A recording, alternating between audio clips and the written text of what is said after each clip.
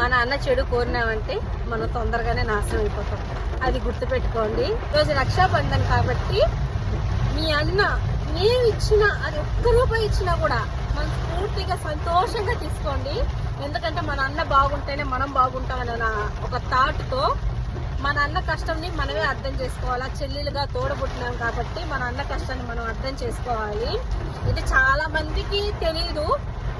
నేను కట్టాను కదా, నాకు ఇవ్వాలా, ఇంత ఇవ్వాలా, అంత ఇవ్వాలని అంటారు. అట్లా కాదండి. మన అన్న ఒక్క రూపాయి ఇచ్చినా కూడా తన పాకెట్లో నుంచి అది సంతోషంగా తీసుకోండి. ఓకేనా? చాలా మంది దీన్ని ఏదో ఒక పెద్దదిగా చేసి నాకేం పెట్టలేదు, నాకేం చేయలేదు అనేసి చాలా మంది అంటూ ఉంటారు. అలా ఏం లేదు. నాకు మా అన్న సంతోషంగా ఉంటే చాలు. నేను ఎందుకు కడతానంటే మా అన్న క్షేమంగా ఉండాలని, నాకు ఏది ఆపద వచ్చినా కూడా మా అన్న తోడుగా నిలబడాలనేసి నేనైతే మా అన్నకైతే రాఖీ కడతాను. ఓకేనా?